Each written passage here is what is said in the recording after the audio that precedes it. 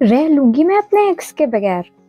ऐसा मैं नहीं, ऐसा XYZ का पूछना है। Why to worry when we are here? बस आपको वैसे वैसे करना होगा जैसे जैसे हम बताएंगे। And you will get your ex back. Wake up, guys. X is X for a reason.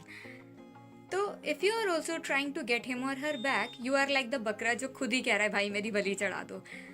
When we are emotionally hurt, तो we easily get into such traps. और अगर मैं आपको असलियत बताऊं तो इनके पास qualified astrologers भी नहीं होते. They hire psychologist who knows very well how to play with the mind of clients. तो आज हम बात करेंगे एक बहुत ही चर्चित टॉपिक पर. Being a psychologist, we get 7 out of 10 cases on breakup issues, relationship issues. तो आज हम डिस्कस करेंगे what should be done before getting into any relation. तो सबसे पहले चीज़ that should be kept in mind is understanding, कि दोनों पार्टनर्स में कैसी अंडरस्टैंडिंग है. अब कैसे पता चलेगा कि आपकी अंडरस्टैंडिंग अच्छी है या नहीं? आपके नंबर ऑफ क्लैशेस कितने हो रहे हैं. मतलब अगर आप बहुत ज़्यादा लड़ते हो या बहुत ज़्यादा क्लैशेस है तो it means the bond is not good और आगे चल के हो सकता है कि प्रॉब्लम हो. Second thing, trust. कैसे पता चलेगा कि सामने वाला इंसान ट्रस्ट वर्दी है या नहीं? क्योंकि बहुत केसेस में ऐसा होता है कि लंबे समय तक हमें यही नहीं पता चल पाता कि सामने वाले इंसान पे ट्रस्ट करना था या नहीं करना था, या because we can not read mind. तो दो it's copied but I think it is correct कि अगर सबसे अच्छा तरीका है एक इंसान पे ट्रस्ट करना चाहिए या नहीं ये मेजर करने का, कि ये देखो आप कि उस इंसान के उसके पेरेंट्स के साथ कैसे रिलेशन है.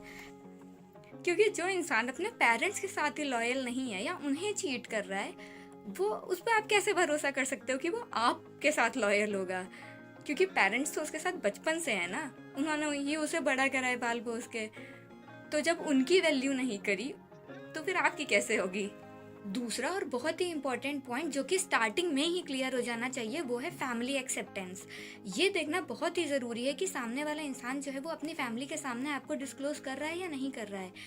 क्योंकि अगर अभी उसमें इतने गट्स नहीं है कि वो अपनी फैमिली के सामने आपको डिस्क्लोज कर सके तो फ्यूचर में कैसे ही करेगा.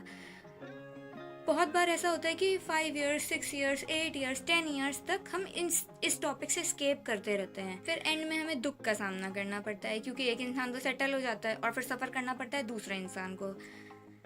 आपकी फैमिली को आपसे बेहतर तरीके से कोई नहीं जानता. आपको पता है कि आपकी चॉइस आपकी फैमिली एक्सेप्ट करेगी या नहीं करेगी, या खुद पर इतना भरोसा आपको है कि आप अपने चॉइस के लिए स्टैंड ले सकते हो अपनी फैमिली के सामने या नहीं ले सकते हो.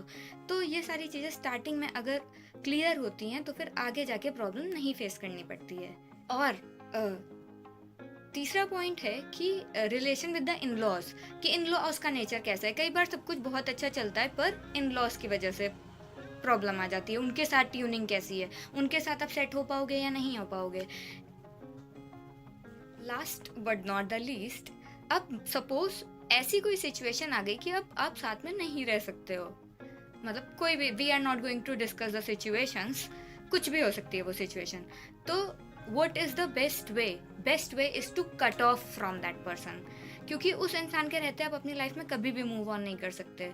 अभी इस सिचुएशन में क्या है कि दूसरे इंसान की लाइफ में तो रिप्लेसमेंट आ गया है, उसकी हैबिट्स में कोई चेंज नहीं आएगा.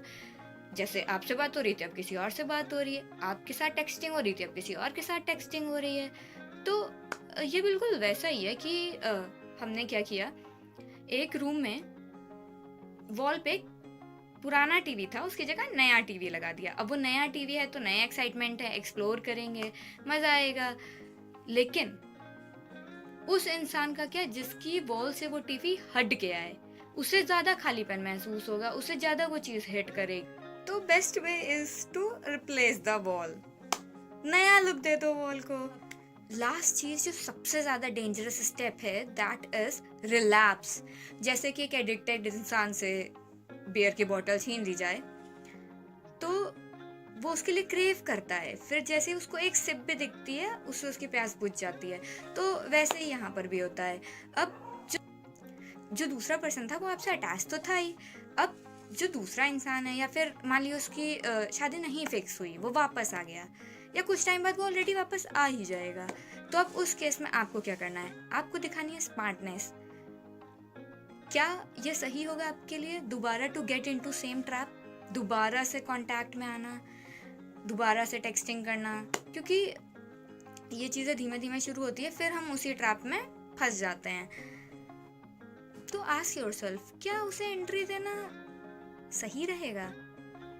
क्या आप उसके रहते अपनी लाइफ में आगे बढ़ पाओगे जब आपको पता है कि उसके साथ आपका फ्यूचर है ही नहीं? Decision is yours. भगवान हमें चॉइस देते हैं, चूज तो हम खुद ही करते हैं। रोड आपके सामने है, आपको देखना है कि आपको किस रोड पे जाना है। That's it. Thank you.